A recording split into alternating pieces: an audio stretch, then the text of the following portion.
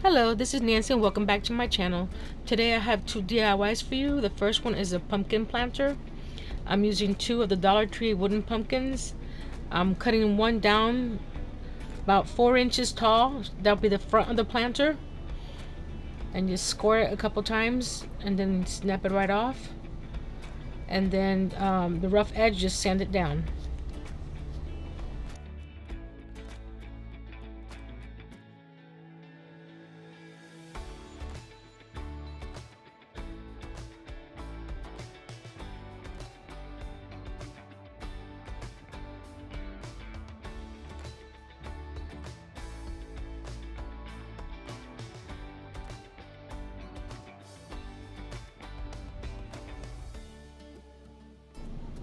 I am using the Waverly chalk paint in pumpkin to paint the partial pumpkin and the full pumpkin.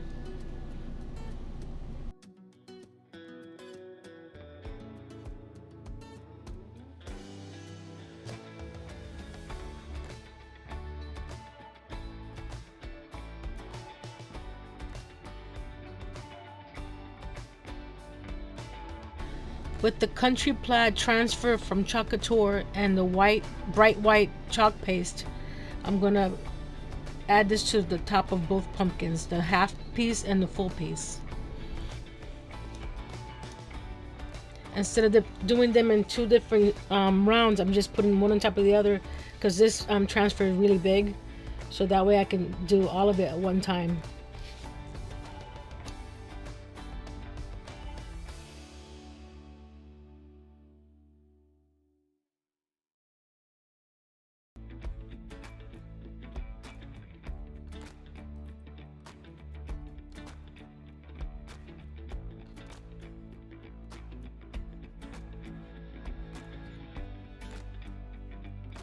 This is my favorite part, when you peel back the transfer and see the transformation.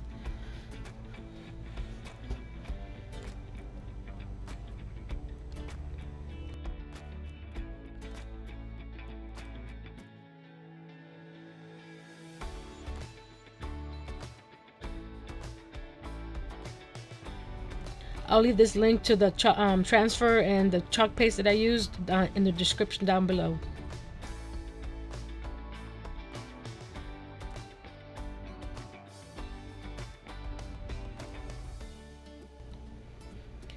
Now we're gonna get some of the mini tumbling tower blocks from Dollar Tree, and we're gonna glue them to the full size piece of the back, standing up. And I'm putting glue on the bottom and on the sides that meet each other.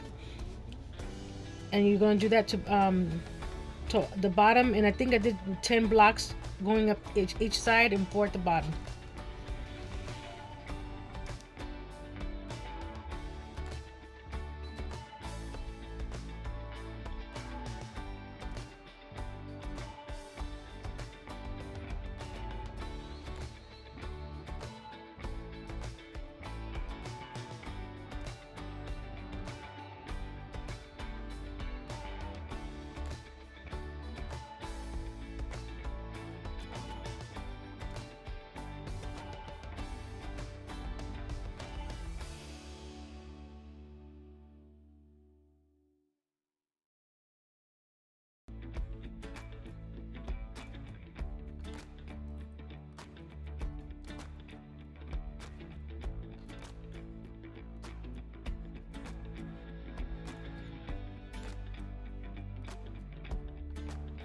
Okay, now once you glue the blocks to the bottom, you're gonna add the top and just add a drop of glue on top of each of the tumbling tower blocks, and then place the partial piece on top of that.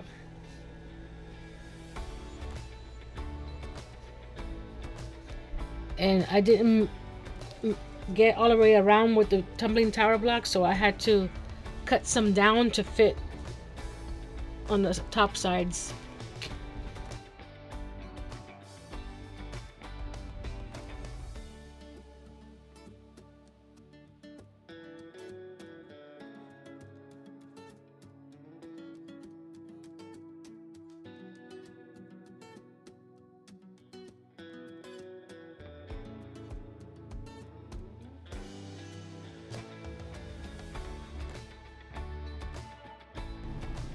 I'm slowing the video down here to show you how I'm measuring for that last piece that's smaller than a full-size Jenga, and using my miter shears to cut that piece to size.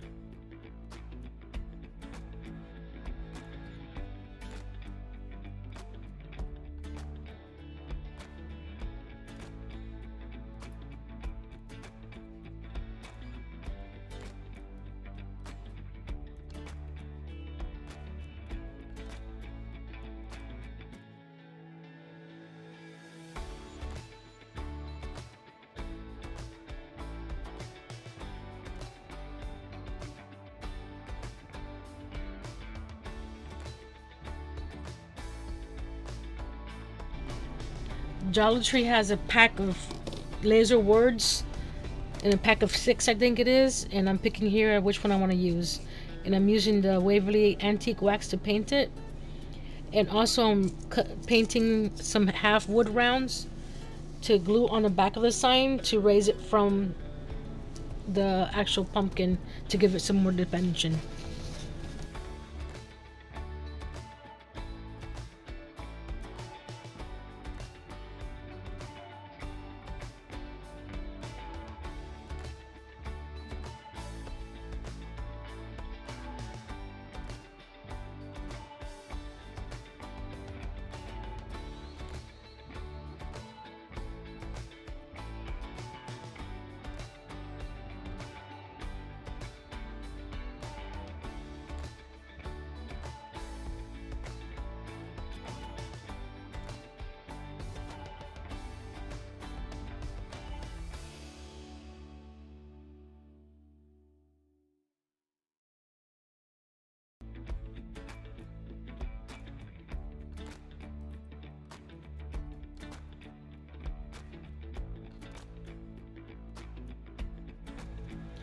Once that is dry, I'm gluing the sign to the pumpkin, measuring to see which way I want it.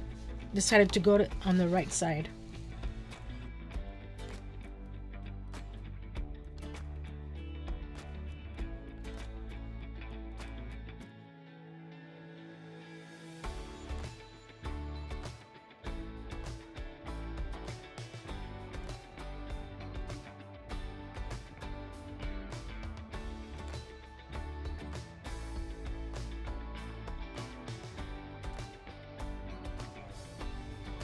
I'm using the distress ink from Tin Hopes and Vintage Photo to add to the edges of the pumpkin to give it, again, some more dimension instead of that flat looking. Plus it gives it a more rustic look.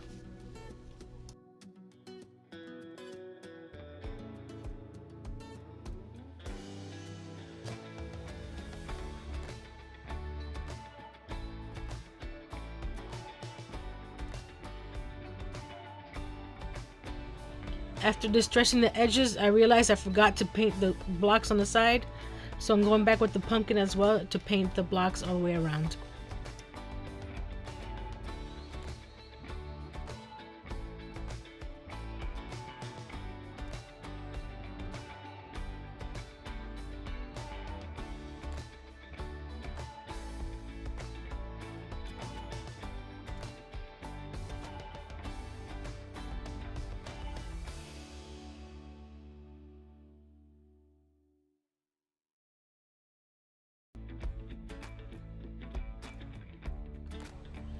I'm painting the back as well because you can use this as a table display or hang it on the wall.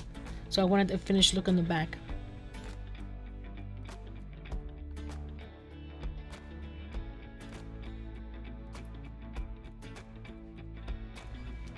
I forgot to record me wrapping the stem in jute cord, And now I'm using the wired jute from Dollar Tree to make the tendrils. And I glue the ends before I cut it so it doesn't unravel. And then wrap it around either a paintbrush or a pencil, depending on the size of tendril you want.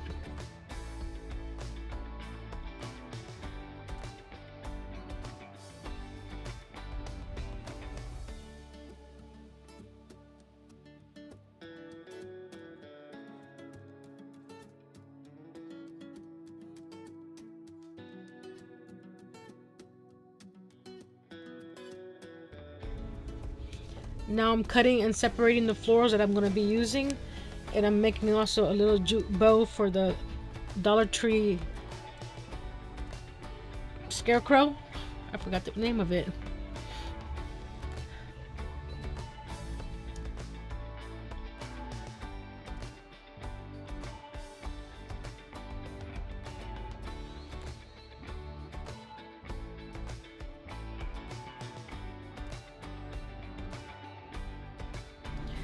Before I add the florals to mine, I added some paper plates so you can see that you can put it on your kitchen counter during the fall season and just put your paper plates in there. Now I'm cutting down some floral foam to fit inside the planter. I didn't glue it because it's nice and tight in there. I added some sunflowers, some yellow flowers, there's some pumpkins, so you can add whatever you want in there. I wonder what would you add to yours?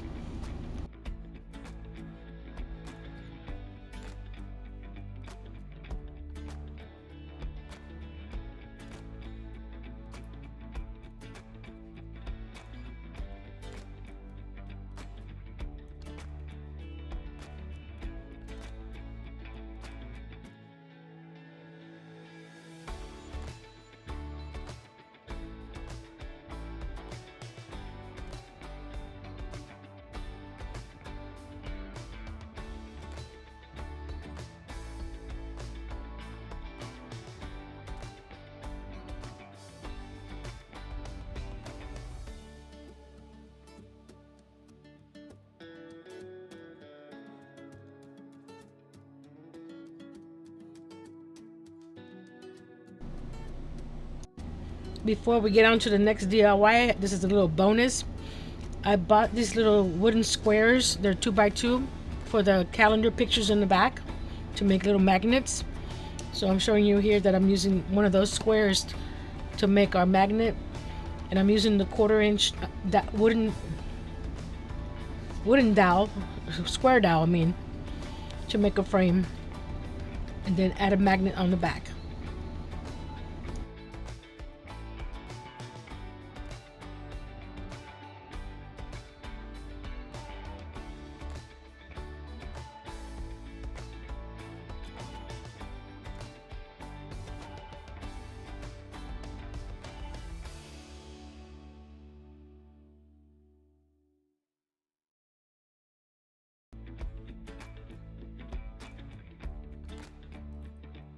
I'm using the Farm Fresh calendar and this Happy Harvest. I believe it's September. And since the squares are 2 inch, I'm measuring to make sure that I get the whole calendar in, or most of the calendar, so it'll be centered.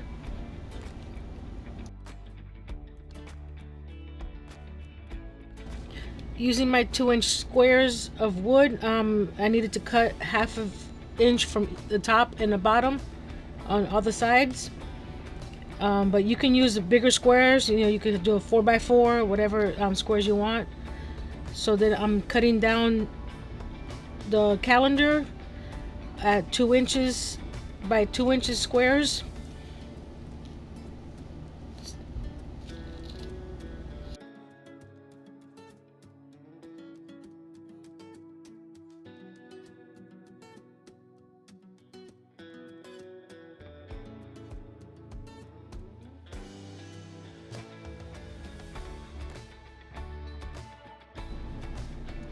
Instead of glue, I'm going to be using a 1 inch double-sided tape.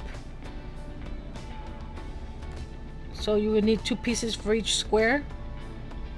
And just peel back the protective paper on it. Then grab one of your squares and carefully place it on top. And with your sanding block that I get from Dollar Tree, just sand down the edges to make it all even around. And this is what it looks like all done.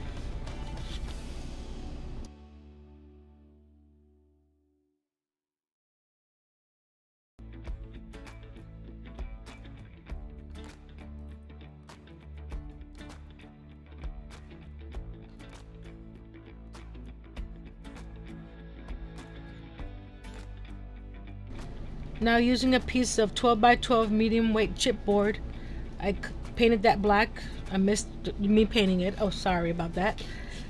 Now we're going to use some skewers, and I'm going to use those as spacers in between the squares, and this will make it look more like a quilt. I'm using a 1/4 inch square dowels here, and I'm placing them at the bottom and sides, then adding the skewers in between the squares. There we go.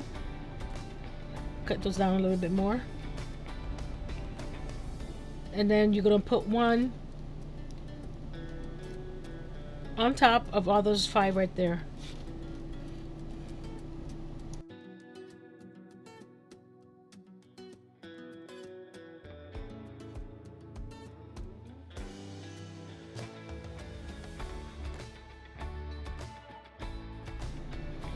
I'll cut the chipboard down to size after I put all the framing around it.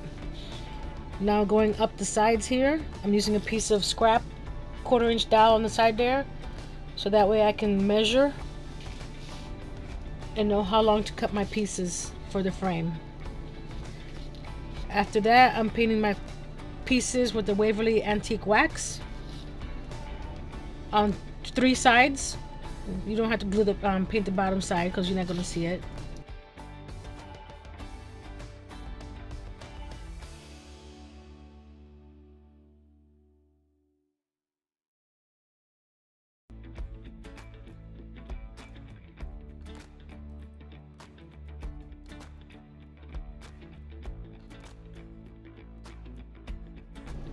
Once the frame is done and dry, I'm going to glue that to the black chipboard, starting at the bottom and the sides. Actually, one side.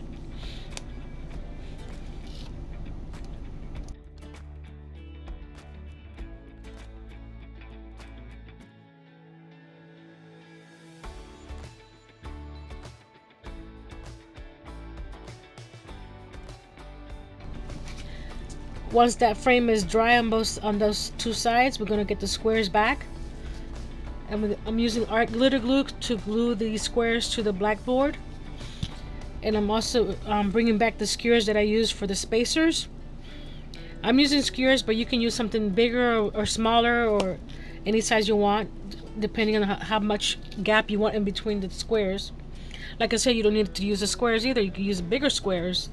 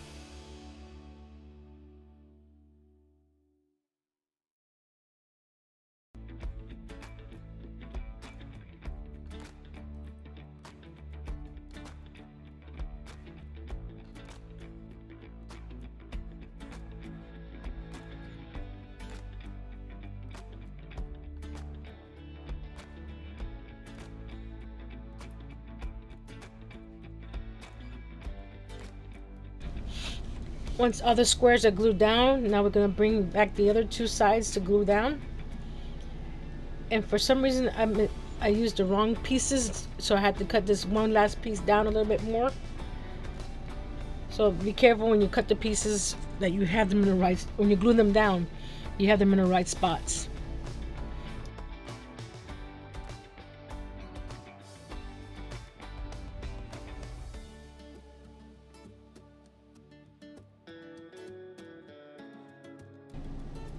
Now after the last two pieces of frame are dry, I'm using my finger blade and cutting off the excess black board. I do this that way I have extras on board if I mismeasured something. It's easier to cut off than to add.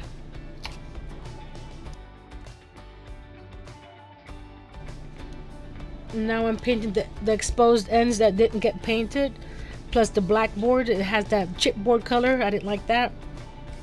Plus I actually painted the back as well, but you don't need to do that.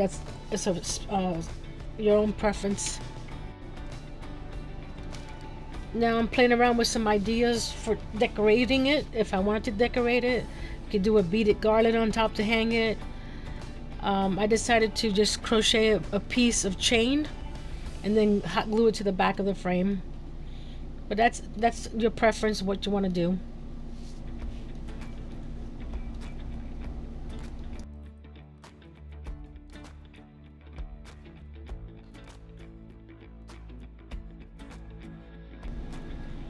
Now I'm adding a piece of burlap ribbon to the edges there, not only to cover the edges but to make it look nicer and stronger than just the glue on the crochet chain.